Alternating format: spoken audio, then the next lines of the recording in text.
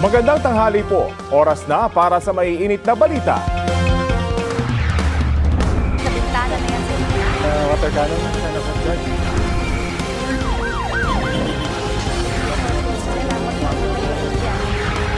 Busog na sa balita. Dito sa Balitangan. Mga kapuso, ganyan po kalawak ang Typhoon Inday na nasa Philippine Sea. Mapapansin din ang mga ulap sa western section ng bansa na hinahatak ng bagyo.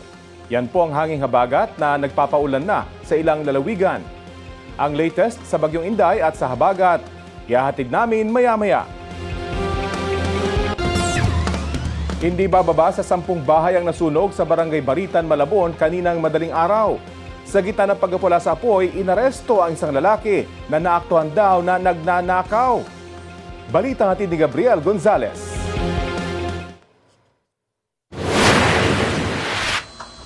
Nilamon ng apoy ang hindi bababa sa 10 bahay sa Samson Street, Barangay Baritan, Malabon, pasado alas 2 ng madaling araw kanina. Gawa sa light materials ang karamihan ng mga bahay, mabilis na kumalat ang apoy. Itinaas sa ikalawang alarma ang sunog. Ibig sabihin, hindi bababa sa 10 truck ng bumbero ang kinailangang rumesponde. Ang mga residenteng nakatira sa paligid ng mga nasusunog na bahay, kanya-kanyang salba ng mga gamit, pati na rin ang mga alagang hayop. Pahirapan ang pag-apula sa apoy dahil sa kipot ng daanan ayon sa mga bumbero. Pansamantala munang pinatay ang kuryente sa lugar para sa kaligtasan ng mga residente. Sa kasagsagan ng sunog, inaresto ng pulisya ang isang lalaking naaktuhan nilang nagnanakaw sa isa sa mga bahay. Sinusubukan pa namin siyang makuna ng pahayag. Ayon sa Bureau of Fire Protection, iniimbestigahan pa ang sanhi ng apoy. Patuloy rin ang pagkalap ng impormasyon kung magkano ang halaga ng mga nasunog na ari-arian. Sa ngayon, under investigation pa yung hindi pa natin ma-determine kung saan. Pasado alas 4 na madaling araw, naapula ang apoy. Ayon sa Bureau of Fire Protection, walang napaulat na sugatan. Isinasaayos na ng pamunuan ng Barangay Baritan ang evacuation center at ang tulong na ibibigay sa mga nasunugan. Pansamantala ngayon, doon ko sila patutuloy muna yung mga residenteng na apektuhan ng sunog, doon muna sa taas ng barangay hall. No? Tapos tsaka na ako makikipag-coordinate sa disaster ng city ng Malabon at tsaka sa school kung saan namin sila pwede talagang doon muna pansamantalang tumuloy. Gabriel Gonzalez, nagbabalita para sa GMA News. Nananatiling typhoon ang bagyong Inday habang nasa Philippine Sea. Ayon sa pag-asa, taglay ng bagyo ang lakas na hangin na aabot sa 140 kilometers per hour. Namata ng bagyo, mahigit 600 kilometro silangan ng Basco, Batanes. Ngayong umaga, nakataas na ang Tropical Cyclone Wind Signal No. 2 sa Batanes, eastern portion ng Babuyan Islands at sa Santa Ana, Cagayan. Wind Signal No. 1 naman sa nalalabing bahagi ng Babuyan Islands at ng mainland Cagayan. Signal No. 1 din sa Isabela, Apayao, northern portion ng Abra, buong Kalinga, eastern portion ng Mountain Province, eastern portion ng Ifugao at sa buong Ilocos Norte. Base po sa latest forecast, mamayang gabi o bukas ng umaga, pinakamalapit ang bagyo sa extreme northern Luzon. Kahit hindi ito maglalandfall, asahan pa rin po ang malalakas na ulan dyan, partikular na sa Batanes. Kasunod niyan, dadaan ang bagyo sa Southern Islands ng Japan at posibleng maglandfall o dumaan malapit sa northern Taiwan. Bukas ng umaga o hapon, inaasahang nasa labas na ng Philippine Area of Responsibility ang bagyong Inday. Sunod nitong tutumbukin ang China. Maglalandfall ito sa eastern coast bukas ng gabi o linggo ng umaga. Magpapaulan din sa bansang hanging habagat na nahahatak at pinalalakas ng bagyong Inday. Apektado nito ang ilan pang bahagi ng Luzon, kasama na ang Metro Manila, gayon din sa Visayas at Mindanao. Mga kapuso, maging alerto po sa posibleng malalakas na ulan at baha ngayong weekend. Dahil nga po sa hanging habagat na pinalalakas ng bagyong Inday, nalubog sa baha ang ilang bahagi ng Maguindanao del Sur, kasunod ng malakas na buhos ng ulan doon.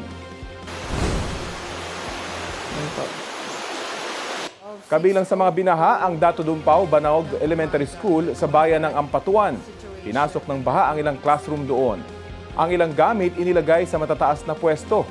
Idalawig ng provincial government ng Maguindanao del Sur ang class suspension ngayon pong araw. Sa barangay Tambunan 1 sa Talayan, lampas tao ang baha.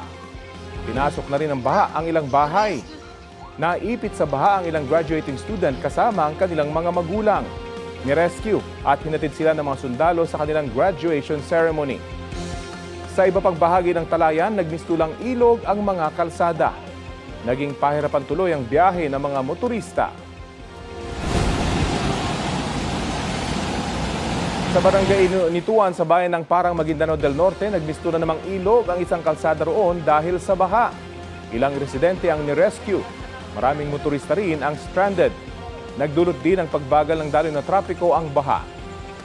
Sa iba pang bahagi ng probinsya, tuloy-tuloy ang rescue operation sa mga natrap sa baha. Itinaas ang red alert status sa probinsya ng Batanes bilang paghahanda sa bagyong Inday. Inanunsyihan ng Office of Civil Defense Region 2. Maaliwalas pa ang panahon sa probinsya sa ngayon pero sa dalampasigan sa bayan ng Basco, malakas na ang hampas na mga alon. Lumalakas na rin ang hangin doon. Nananatili namang nasa blue alert ang Cagayan. Nakaantabay na roon ang mga provincial at municipal disaster risk reduction and management offices. Ngayon pong weekend, inaasahang uulanin ng malakas ang Metro Manila dahil sa hanging habagat na hinahatak at pinalalakas ng bagyong Inday ayon sa Pag-asa. Kaya patuloy ang paghahanda sa posibleng epekto nito tulad na lang sa EDSA. Narito po ang aking report. Maagang ibinabat itinali ng mga operator sa mga naglalakiang billboard sa kahabaan ng EDSA kabilang ang mga nasa Guadalupe. Bagamat hindi na super typhoon ang bagyong Inday, malakas daw ang hanging dala ng habagat na hinahatak ng bagyo. Ayon sa Pag-asa, hanggang weekend mararanasan dito sa Metro Manila ang enhanced habagat. Pwede na po ma-experience yung mga mahina hanggang sa katamtamang mga pagbuhos ng ulan dahil sa enhanced habagat. Pero yung peak po niya or yung kasagsagan talaga by weekend, Saturday and Sunday, nakikita natin malakas na mga pagbuhos ng ulan. Dahil dito, pinaghahanda ng Pag-asa sa posibleng mga pagbaha ang mga residente sa mabababang lugar. Ang ating estimate, 50 to 100 millimeters in just 24 hours. So, ang implication niyan, pwede siya mag-cause ng mga localized flooding. Patuloy daw ang pagbabantay ng palasyo sa sitwasyon. Activated naman na ang mga iba't ibang ahensya tulad ng Department of Public Works and Highways para sa patuloy na paglilinis sa mga major waterways, ang Department of Health para sa pangangailangang medikal, at ang Department of Information and Communications Technology para masiguro na may linya ng komunikasyon sa mga maapektuhang lugar. Ang Department of Social Welfare and Development nagpreposition na raw ng 4.7 million family food packs sa mahigit 1,000 warehouse sa buong bansa. Kami sumusuporta lang kami sa disaster response. Tandaan natin ang paradigm ng disaster response. LGU first ang responder and then pumapasok ang national government to augment yung kakapasidad at kakayanan ng mga local government units natin. Pakiusap naman ng Metro Manila Development Authority sa mga mall owners hayaang mag-park overnight ang mga motoristang posibleng ma-strand dahil sa masamang panahon. Rafi Tima nagbabalita para sa GMA News. Huli kamang panuloob ng isang lalaki sa kumbento ng St. Jude Tadeus Parish Shrine sa Bacolod City. Tinangay ng lalaki ang bag na may lamang laptop at printer sa ilalim ng mesa. Ayon sa mga otoridad, natangay din ng lalaki ang nasa 400,000 pisong cash ng kura paroko, bisikleta ng assistant parish priest at iba pang gamit. Na-recover naman kinaumagahan ng ilan sa mga ninakaw na gamit sa gilid ng kalsada pero hindi ang pera na gagamitin sana sa proyekto ng simbahan. Hinahanap pa ng pulisya ang salarin. Hulikam naman sa Maynila ang pagnanakaw ng 3 lalaki sa kanilang kapitbahay sa Sampaloc. Mahigit 100,000 pisong halaga ng mga alahas at mga gamit ang natangay. Balita hatid ni Jomar Presto. Tila nag-aabang lang ng pasahero ang mga tricycle driver na yan sa Masbate Street sa Sampaloc, Maynila madaling araw noong July 7. Pero ang mga lalaking nakuhanan sa CCTV, mga akyat bahay pala ayon sa pulisya. Noong July 8 nang umuwi sa kanilang bahay sa Sampaloc ang isang pamilya matapos magbakasyon sa Singapore. Nagulat na lang daw sila nang makitang magulo ang loob ng bahay at sira ang kanilang backdoor. Humingi sila ng tulong sa mga otoridad. Base sa investigasyon, ang mga sospek sa krimen, mga kapitbahay na mga biktima. Base sa mga kuha ng CCTV, halos 1 linggong naglabas-masok sa bahay ang 3 kapitbahay. Natangay nila ang mahigit 100,000 pesos na halaga ng mga alahas at gamit. Medyo marami-rami ang nanakaw sa kanila. Kinuha nila yung mga gamit na mga electric appliances, jewelries, at parang may bisikleta pa at computer. Hindi raw sila napansin ng mga tao sa lugar dahil doon daw talaga ang paradahan ng kanilang mga tricycle. Dati rin umanong boy sa nasabing bahay ang isa sa mga sospek kaya alam niya ang pasikot-sikot sa loob ng bahay. Nahuli sa follow-up operation ang dalawa sa mga sospek. Tinutugis pa ang isa pang kasabwat. Hindi na nabawi ang karamihan sa mga ninakaw na pinaniniwalaang naibenta na. Meron tayong na-recover na jewelry box at may mga laman pang mga ibang necklace at saka mga singsing pero ano na siya, konti na lang alam. Napagalaman na dati na ring nakulong ang dalawa dahil sa kasong robbery hold-up at snatching. Nasa kustodiya sila ng Sampaloc Police Station at naharap sa reklamong robbery. Pareho silang tumangging magbigay ng pahayag. Jomer Apresto nagbabalita para sa GMA News.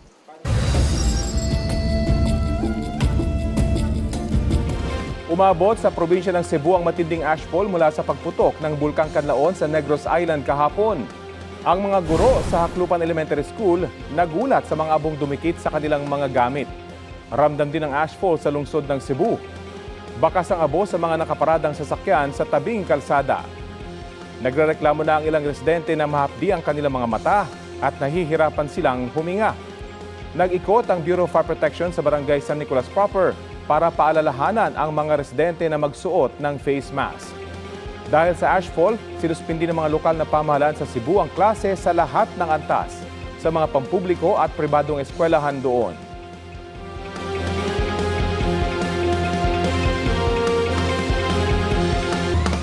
Arestado ang 5 lalaki na hinihinalang sangkot sa iligal na paggawa ng tabako sa Caranglan, Nueva Ecija. Sinalakay ng mga otoridad ang isang bodega sa Barangay Villa Joson kasunod ng mga ulat na may illegal umanong nagpoproseso ng tabako roon. Kabilang sa mga na-recover, ang sandamakmak na pinatuyong dahon ng tabako, ilang paraphernalia at mga makina. Meron din mga nakasako na hinihinalang finished product na tabako. Napagalamang Pinoy ang may-ari ng bodega habang Chinese national naman ang 4 niyang kasama. Wala pang pahayag ang mga suspect.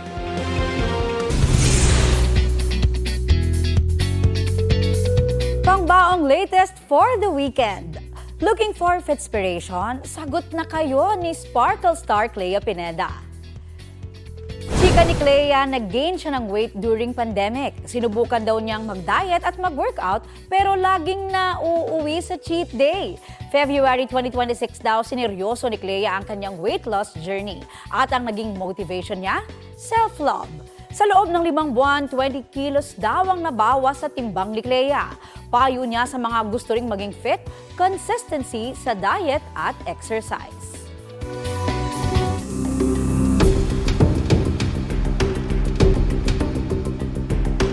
Sinagot ni House Deputy Speaker Representative Paulo Ortega V ang malamang pahayag ni Office of the Vice President Chief of Staff, Attorney Zuleika Lopez. Good morning, everyone. Good morning. Prepare for Typhoon Inday. Maganda rin sila kasi usually pag bagyo wala sila. Kaya baka maganda rin po sila. Nakahanda naman po kami lahat. Mag-ready lang tayo. Para sa bagyo ha, hindi dun sa impeachment. Nangyari yan matapos pumunta ni Lopez sa Senado kahapon na ayon sa Senate Secretary ay para sa administrative matters. Isa si Lopez sa mga gustong paharapin ng prosecution team sa impeachment trial ni Vice President Sara Duterte sa susunod na linggo. Ayon kay impeachment court spokesperson Attorney Regine Tongol, naisilbi na ang sabina kay Lopez. Nakasa dito ang fail not na ibig sabihin ay mahigpit ang utos sa kanya na dumalo. Nanawagan si Vice President Sara Duterte sa pamahalaan na tigilan ang anyay pamumulitika. Itigil na muna natin yung pamumulitika at pananawagan nila ng transparency and accountability, pero ang totoong pakay nila ay ang kanilang mga sariling political interest. Sabi ng bise, dapat ang kaayusan, kapayapaan at kaunlaran ng bansa ang tutukan ng pamahalaan. Matagal na raw itong hinihintay ng mga Pilipino. Mensahe naman niya sa publiko, huwag mawawala ng pag-asa dahil may pagbabago raw na mangyayari sa bansa. Sagot naman ni Palace Press Officer Undersecretary Claire Castro, dapat ang mga kaalyado ng bise ang kanyang pagsabihan na puro raw pamumulitika at nagpapakalat ng peking impormasyon laban kay Pangulong Bongbong Marcos. Gate niya, nakatutok ang Pangulo sa kaayusan, kapayapaan at kaunlaran ng bansa. Habang madalas daw wala sa bansa ang bise. Hindi muna itutuloy ng Department of Education ang National Safe Schools and Summit and Safety Drill ngayong araw dahil sa masamang panahon. Sa Senado naman, isinusulong ang isang panukalang layong tugunan ng dumaraming insidente ng karahasan sa mga paaralan. Balita hatid ni Ian Cruz. Naging madugo ang araw ng June 22, 2026 para sa San Jose National High School sa Tacloban City nang mamaril ang 2 menor de edad na ikinasawi ng 3 at ikinasugat ng iba pang estudyante. Ang takot sa nakagigimbal na pangyayari tila kumalat na rin sa ibang paaralan. Sa Barotac, Nuevo Iloilo, nakuhanan ng baril sa loob ng paaralan ang isang grade 10 student. Sugatan naman ang 2 16-year-old na estudyante matapos saksakin ng 17-year-old na kaklase sa loob ng kanilang paaralan sa Zamboanga City. Maya't maya rin ang natatanggap ng mga ulat ng pagbabanta na may mga estudyanteng may plano umanong manakit, mamaril at iba pang pagbabanta. Sa Senado, isinusulong ngayon ang panukalang School Safety Act para maiwasan ang karahasan sa mga paaralan. These are 12 incidents in 20 days. Ito po ba'y nangyayari talaga even before hindi lang nababalita or ngayon lang siya nababalita o dahil sa nangyari sa Tacloban ay dumami yung ganong klaseng insidente? Mr. Chair, even before meron na po tayong mga reports on this kind of incidents. However, observation po namin after the Tacloban, mas lalong dumami. I think majority of that which really concern DepEd are the threats, yung bomb threat at saka yung shooting threats. Ayon sa Department of Education, sabi daw ng PNP na maaaring ang napapanood at nababasang mga karahasan na kokopya ng ibang estudyante sa iba't ibang lugar o ang tinatawag na copycat phenomenon. So, nagiging mas curious sila, especially knowing the stories about the story behind the Tacloban incident. So, ito po yung isang bagay na gusto naming tignan at matulungan ang DepEd on how do we prevent this kind of phenomenon, yung copycat phenomenon. So, I think the more that the stories are really being exposed in social media, the more that they become curious. Kadalasang naririnig na kwento, merong binubuli at nambubuli.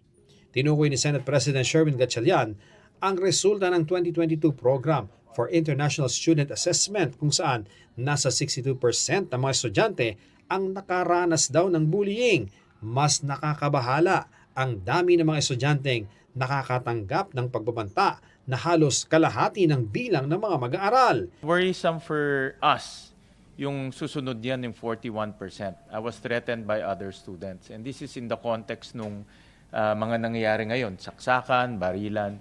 Kaya talagang napakahalaga pong mapag-usapan yung safety ng ating schools dahil 4 out of 10 students sa bansa natin pinagbantaan ng ibang estudyante.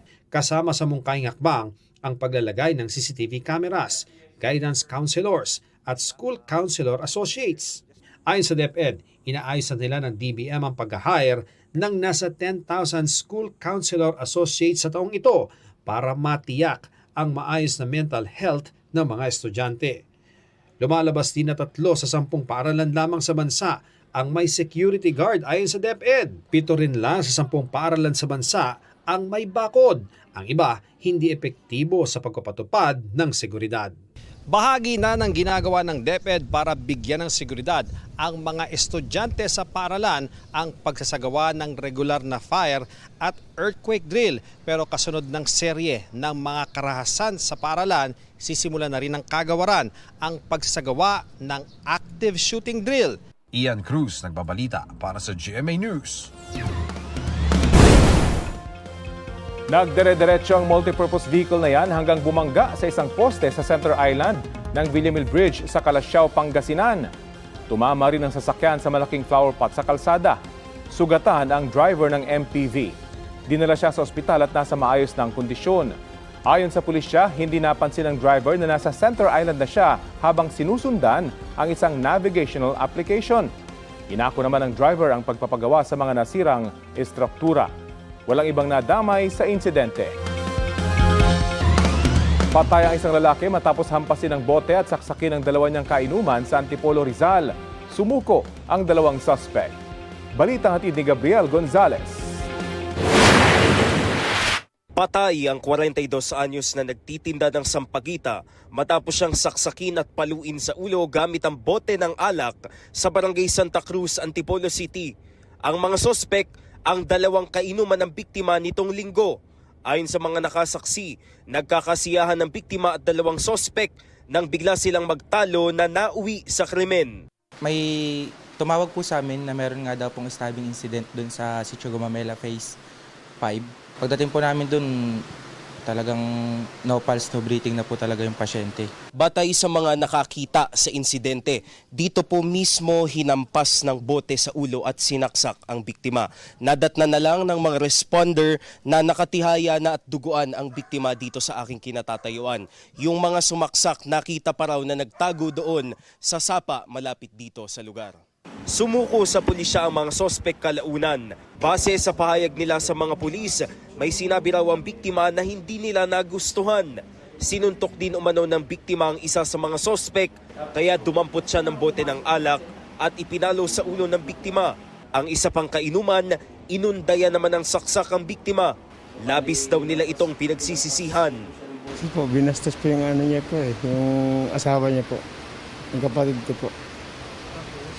Kaya nagkagalo. Ako po ay nagdadalamhati po sa kanila. Ganun po ang nangyari sa kanilang asawa o humingi po ako ng tawad sa kanila. Ang asawa ng biktima na isa ring sampagita vendor, labis-labis na nagdadalamhati. Ang bait po niya sa akin, sa mga anak ko. Siya po yung gumagawa po sa bahay. Alam niya po na hirap na rin ako magtinda, malayo. May edad na po ako. Awang-awa po ako sa kanya. Nakakulong ang mga sospek sa Antipolo Police Community Precinct 2 at maharap sa reklamong homicide. Dahil sa insidente, lalong maghihigpit ang barangay sa pagpapatupad ng mga ordinansa. Hanggang alas 10 lang po at kung maaari, alas 9 in the evening, end na ang alak, end na ang kasiyahan. Gabriel Gonzalez, nagbabalita para sa GMA News. 4 ang patay sa engkwentro ng isang armadong grupo at mga otoridad sa Banisilan, Cotabato. Ayon sa Banisilan Municipal of Police, isisilbisanan nitong Miyerkules ang arrest warrant sa grupo ni Medalla Sultan Tidong alias Commander Tanda. Doon na umano na marilang grupo at saka tumakas. Pero nagkaengkwentro ulit sila kinabukasan at napaslang ang ilang membro ng grupo. Patuloy na tinutugis ang iba pang membro ng grupo. Ang grupo ay kabilang umano sa support network ng Dawla Islamiyah Hasan Group na pinaniniwalaang kumukuha ng pondo mula sa iligal na droga at iba pang gawaing kriminal. Arestado ang isang guro sa drug buy-bust operation sa Barangay Santa Cruz sa Ballesteros, Cagayan. Na-recover sa suspect ang isang sachet ng hinihinalang shabu na nagkakahalaga ng 34,000 piso at buy-bust money. Nahaharap siya sa reklamong paglabag sa Comprehensive Dangerous Drugs Act. Tumanggi magbigay ng pahayag ang suspect. Pumanaw sa edad na 75 ang Grammy-nominated artist na si Bonnie Tyler. Sa Facebook, ibinahagi ng pamilya at team ni Tyler na pumanaw ang Welsh singer nitong Miyerkules sa Portugal. Isinailalim ang singer sa induced coma nitong Mayo dahil sa emergency intestinal surgery. Nakilala si Tyler dahil sa kanyang husky voice at pinasikat ng mga awiting Total Eclipse of the Heart at It's a Heartache. Inalala ng ilang artist ang galing at kontribusyon ni Tyler sa larangan ng musika. Umalma ang ilang opisyal at ahensya ng gobyerno dahil pati Batanes inaangkin na rin ng China. Ayon sa maritime expert at direktor ng Sea Light na si Ray Powell, itinuturing ng Chinese scholars na natural extension ng Taiwan ang Batanes kaya sinasabi nila na China ang may sovereignty sa Batanes. Lumabas din yan sa article ng Chinese state-run news site na News GD. Giit ni Batanes Representative Ciriaco Gato Jr., malinaw naman sa kasaysayan, sa batas, sa kanilang pagkakakilanlan at karanasan na ang mga taga-Batanes ay mga Pilipino. Sa Pilipinas daw ang kanilang katapatan ngayon at kailanman. Sabi ng Department of Foreign Affairs ng Pilipinas, walang duda at hindi na dapat pagtalunan na ang Batanes ay parte ng ating bansa. Hindi na raw papatulan ng Pilipinas sa mga ganyang pahayag ng Chinese scholars. Tinawag namang kalokohan at kasinungalingan ng ilan pang opisyal ng gobyerno ang sinabi ng Chinese scholars. Sinisika pa ng GMA News na kunin ang pahayag ng Chinese Embassy kaugnay nito. Hindi rin malayo na nasa plano nila yan. And it also validates yung sinasabi natin na they have the plan to control the whole Pacific Ocean. What is this for, right? And we know, walang basihan ito, kalokohan ito. And it's ludicrous. We should really debunk and counter all these lies. Otherwise, kapag hindi natin pinatulan itong mga ganitong kasinungalingan, uulit-ulitin lang nila and they're going to rewrite history once again. Ito na ang mabibilis na balita. Arestado na ang lalaking nahuli sa pamamaril sa isang babae sa Barangay Baysa sa Quezon City nitong Martes. Natuntun siya ng pulisya sa kanyang bahay sa Barangay Unang Sigaw.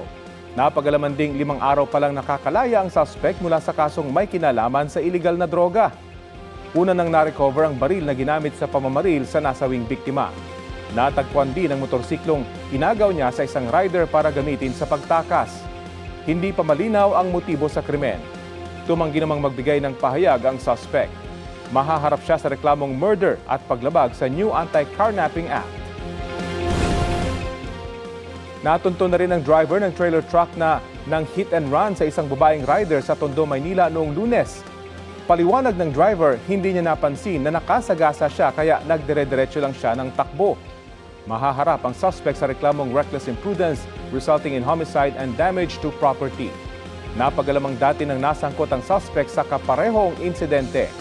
Sinusubukan pang kunan ng pahayag ng driver ng truck at ang kumpanya. Hinihingan din ng pahayag ang LTO kaugnay sa insidente. Umabot na sa mahigit 1 milyon ang mga nahuli sa tulong ng No Contact Apprehension Policy o NCAP ng MMDA mula pa noong 2025. Ngayon, mas madali na raw malalaman ng motorista kung may traffic violation siya sa pag-check lang o pagbisita sa eGov.ph Super App. Balita hatid ni Oscar Oida. Sa daming ahulman talaga nito, ako nakakabigla din lang po. Mangyak-ngyak ang mag-asawang ito nang abutan namin sa tanggapan ng MMDA sa Pasig. Ang traffic violation penalty kasi ni Mister sa pagmumotor umabot na sa mahigit 200,000 piso. Higit na mas mahalaan niya sa inuhulugan pa niyang motorsiklo na nasa 100,000 piso ang halaga. Karamihan ng violation, paglabag umano sa bus lane. Inamin ko rin naman kasi mali din naman ako kaso lang. Naroon na sir hindi na mamabawi minsan napapadali din ako sa takbo ko. Naghahabol din kasi ako ng oras kaya napapadala ako. Pero di raw niya inaasahan na ganun na pala karami ang ginawa niyang paglabag dahil wala siyang natatanggap na abiso. Dapat kung may dumating sa akin na notice, dapat na-alarm na sana ako. Bukod sa MMDA website, mave-verify na rin ng mga motorista sa eGov.ph Super App kung may huli sila at ang dapat bayarang penalty. Kasunod yan ang paglulunsad ng integration ng MMDA NCAP May Huli Ka at eGov.ph Super App. Conscious ka na pag nagdra-drive ka, dapat sumunod ka sa traffic rules, di ba?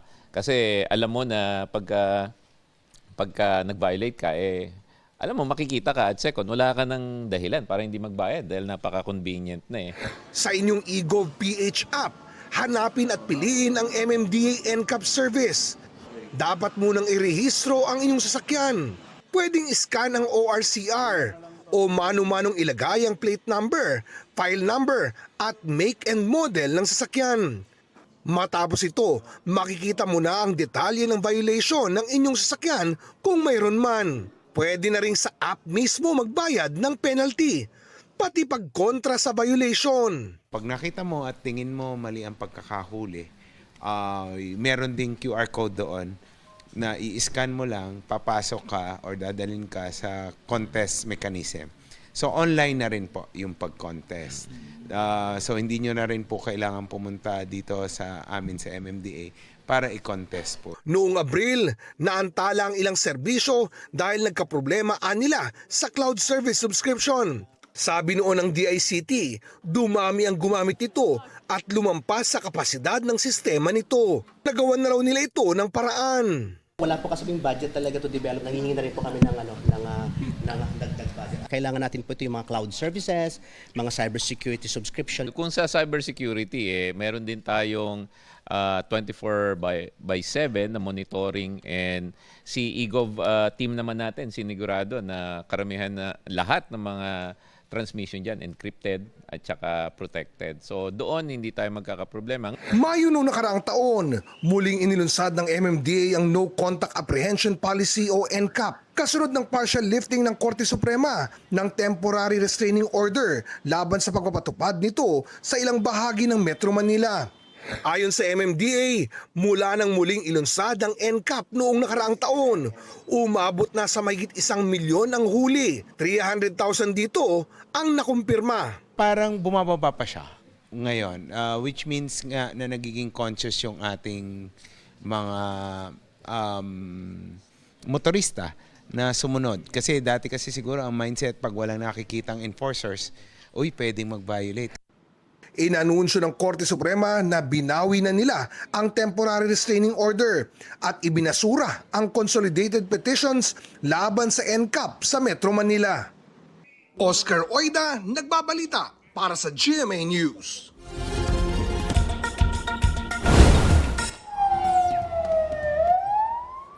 Nasunog ang isang pabrika ng mga sapatos sa Xuanzhou City sa China. Sa isang viral video, kita ang 2 tao na natrap sa rooftop ng gusali. Sa isa pang kuha, makikita ang paglagablab ng apoy sa ibabang bahagi ng gusali na binalot na ng makapal na usok. Makikita rin ang iba pang tao sa gusali na natrap din. Wala pang detalye kung nailigtas sila. Ayon sa state-run news agency ng China na Xinhua, hindi bababa sa 28 ang nasawi sa sunog. Mahigit 200 naman ang nailigtas. Ipinag-utos na ni Chinese President Xi Jinping ang pag-imbestiga sa sanhi ng apoy. Update po tayo sa Bagyong Inday at sa Habagat. Kausapin natin si Pag-asa Assistant Weather Services Chief Chris Perez. Magandang umaga at welcome po sa Balitang Hali. Magandang umaga, Rapi, at magandang umaga po sa lahat na ating mga taga-subaybay. Opo, nasaan na po yung Bagyong Inday at ano po yung epekto ngayon dito sa ating bansa? Rapi, sa ngayon yung tinatayang mata ng bagyong si Inday ay nasa dagat pa rin, no? At kaninang alas 10 ng umaga, ito ay nasa layong 570 km silangan ng Itbay at Batanes. Typhoon category ito at inaasahan natin na mananatiling nasa ganitong kategorya hanggang tuloy ngang lumabas ng Philippine Air Responsibility bukas ng umaga. Humihina po ba itong Bagyong Inday at posible ba magdulot pa rin ito ng malawakang pag-ulan? Tama po, no? Bukod sa mga lugar na direktang naapektuhan nito, yun nga yung mga lugar na may wind signals number 2 and 1, gaya nga ng mga lugar sa dulong Hilagang Luzon, Batanes eastern portion ng Babuyan Island at northeastern portion ng mainland Cagayan na nasa wind signal number 2. At ganoon din sa mga lugar na may wind signal number 1, gaya nga ng natitirang bahagi ng Cagayan, ang lalawigan ng Isabela, Apayao, yung northern portion ng Abra, lalawigan ng Kalinga, eastern portion ng Mountain Province, ay Pugaw at maging Ilocos Norte. Ito yung mga lugar na direktang maapektuhan. Kung nating direktang epekto, yung malalakas na pag-ulan at hangin magdulot ng iba't ibang pinsala sa agrikultura, sa istruktura, at maaari rin yung mga pag-ulan magdulot ng mga pagbaha sa low-lying areas at sa mga lugar na malapit po sa tabing ilog, mga pagguho ng lupa sa mga lugar na nasa may bandang paanan ng bundok. Bukod pa dyan, yung pinag-ibayong habagat po ay inaasahan din natin na magdudulot ng mga pag-ulan ngayong darating na weekend sa mga nakararaming lalawigan sa kanlurang bahagi nga ng gitna ng Katimugang Luzon, maging sa Western Visayas at southwestern portion ng Mindanao at maging dito sa Metro Manila, Rapi. So paalala po sa mga nanonood, kahit na wala sila sa typhoon warning signal, yung mga nabanggit yung lugar kanina, makakaranas pa rin ng malalakas na pag-ulan.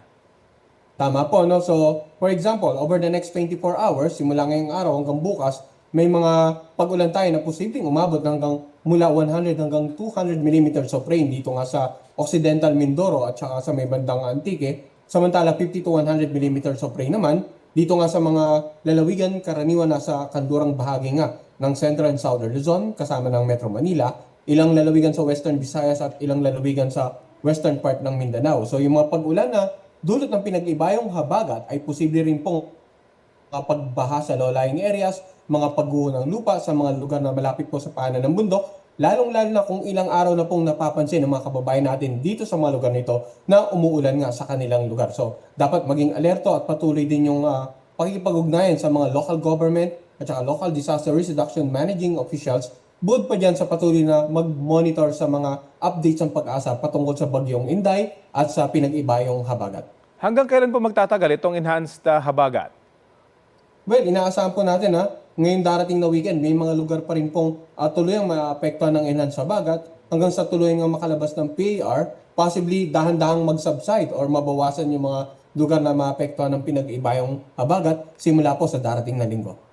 At may iba pa po ba kayong sama ng panahon na namamataan sa labas ng Philippine Area of Responsibility? Sa ngayon ay wala pa tayong nakikitang may potential, pero sa susunod na linggo, we're not ruling out the possibility na posibleng may mabuong sama ng panahon either dito sa Philippine Sea, sa Pacific, or dito sa West Philippine Sea na pwede ring makaapekto sa ilang bahagi ng ating bansa. Kaya ang tabayanan po ng ating mga kababayan yung pinapalabas nating anunsyo, yung tinatawag nating Tropical Cyclone Threat Potential na available din po sa ating official website. Okay, maraming salamat po sa oras na ibinahagi nyo sa Balitang Hali. Maraming salamat din po at magandang araw sa inyong lahat. Yan po si Pag-asa Assistant Weather Services Chief Chris Perez.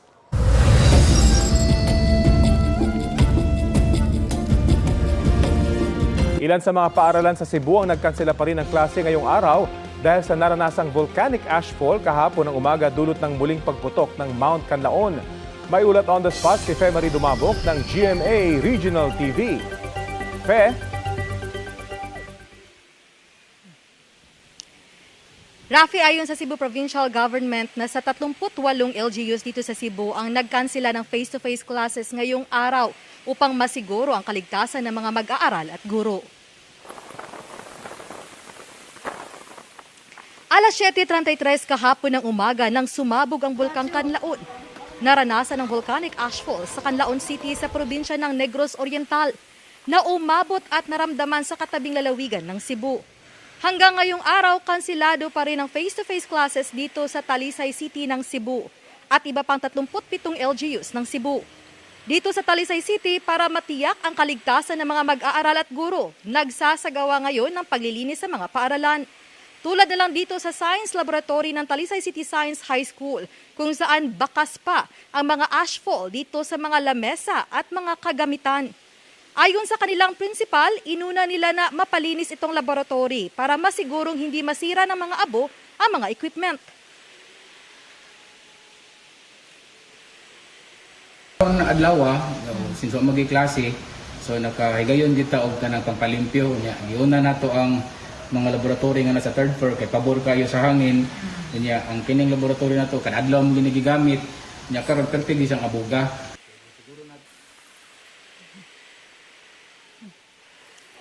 Samantala, sa latest air quality data ng Environmental Management Bureau ng DENR, nasa fair o katamtaman ang quality sa Cebu ngayong umaga. Rafi, bahagyamang bumuti ang air quality ngayong umaga dito sa Cebu, pero paalala pa rin ng EMB at ng mga health officials sa publiko na kung lalabas man ng bahay, mas maiging magsuot pa rin ng face mask. Rafi? Maraming salamat, Fe Marie Dumabok ng GMA Regional TV. Hulikam sa Quezon City ang bangga ng isang dump truck at isang motorsiklo. Sugatan ng rider na naipit ang binti. Balitang hatid ni James Agustin.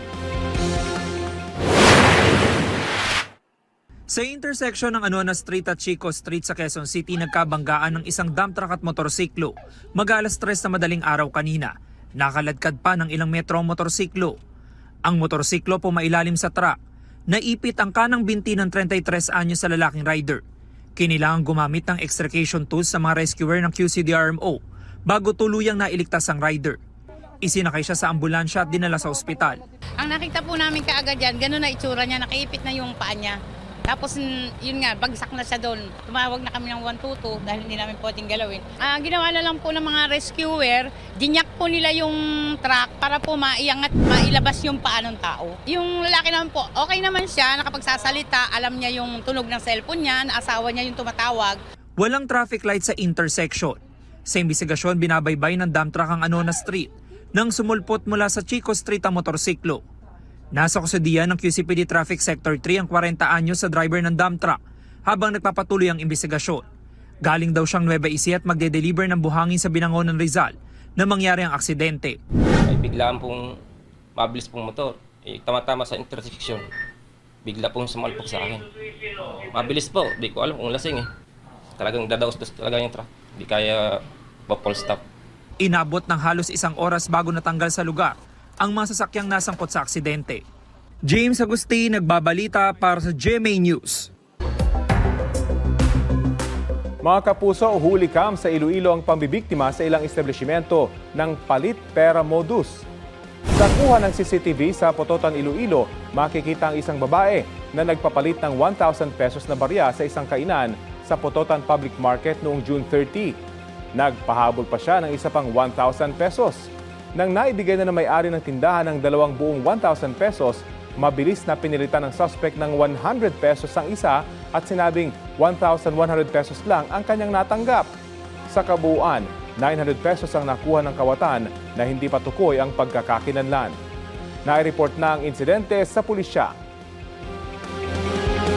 Nangyari rin ang parehong modo sa isang sari-sari store sa Lambunaw, Iloilo noong Sabado.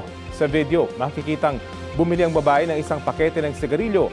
Nagbigay siya ng 1,000 pesos sa tindera at sinuklian siya ng mahigit 800 pesos.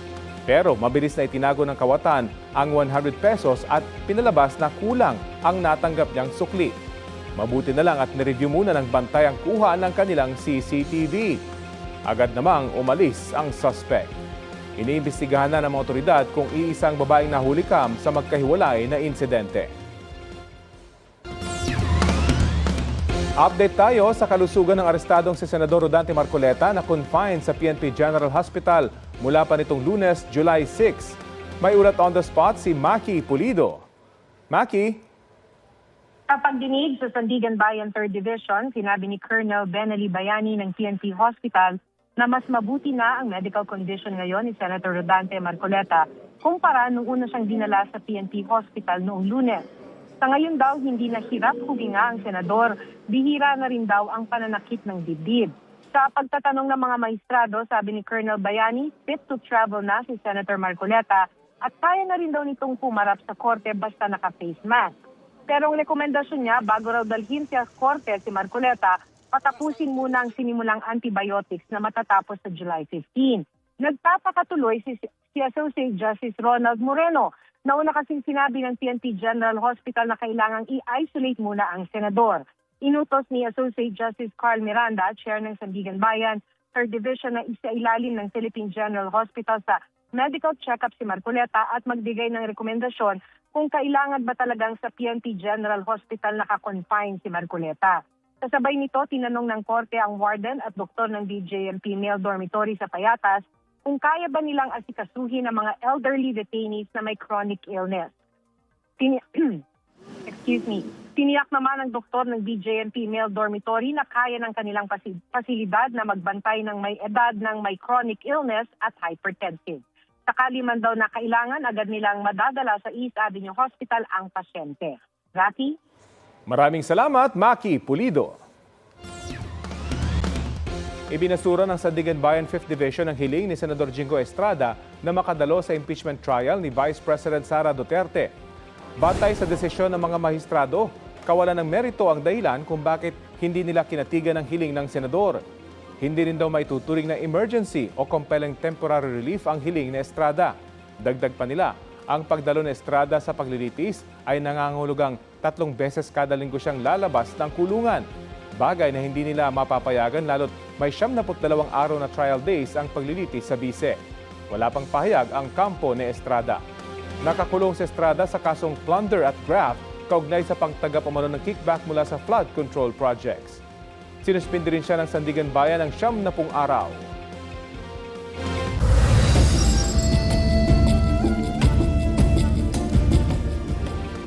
Anim ang pinangangambang nasawi ng magka-landslide sa Malapatan, Sarangani ayon sa Municipal Disaster Risk Reduction and Management Office. May ulat on the spot si Efren Mamak ng GMA Regional TV. Efren? Rafi, pinagtulungang buhati ng pamilya ang 31 anyos na lalaki pababa mula sa bundok ng sitio Pandaw sa bayan ng Malapatan, Sarangani Province matapos ma-rescue mula sa kanilang bahay na natabunan ng gumuhong lupa kaninang umaga. Agad siyang isinakay sa ambulansya papunta sa ospital ng Alabel, Sarangani. Kasalukuyan siyang ginagamot. Ayon sa MDRRMO Malapatan, Ang nasabing biktima ay isa sa 7 nakuha sa guho. 6 ang pinaniniwalaang patay na. Meron pang 3 ang nawawala at patuloy na isinailalim sa search and rescue operations. Base sa pahayag ng pamilya ng biktima na isinugod sa ospital, 2 bahay daw ang natabunan ng lupa. Ayon sa MDRRMO Malapatan, posibleng may kinalaman ang nangyaring magnitude 7.8 na lindol noong June 8 sa paglambot ng lupa sa lugar. Samantala, may 115 na pamilya naman ang inilikas din mula sa 2 barangay na apektado ng pagbaha ang inaasikaso ng otoridad sa mga evacuation center ng bayan. Rafi? Maraming salamat, Efren Mamak ng GMA Regional TV. Maging ang NBI e-clearance makukuha na rin sa eGov Super App. Ayon kay NBI Director Melvin Matibag, mas mabilis na rin pati ang renewal nito at iba pang kaakibat na online transactions. Sabi ng Department of Information and Communications Technology, 5 minuto lang ang kailangan para makakuha ng e-clearance sa Super App. Inayos na rin daw nila pati ang hit system na karaniwang problema ng mga aplikante na may karaniwang pangalan. Kabilang sa mga dumalo sa ceremonial launching ng NBI e-clearance sa eGov PH Super App si First Lady Liza Araneta Marcos.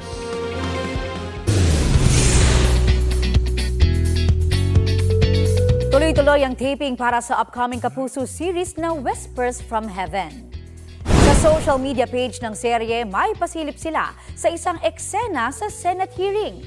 Tila pahapyaw yan sa karakter ni Bea Alonso bilang si Celestine Reyes, Chief of Staff ni Buena Vista City Mayor Ivana Alabanza Perona na gagampanan ni Maricar Reyes. Excited na si Bea na maipalabas ang serye dahil napapanahon daw ito.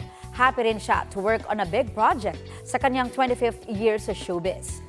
Mapapanood ang series soon sa GMA.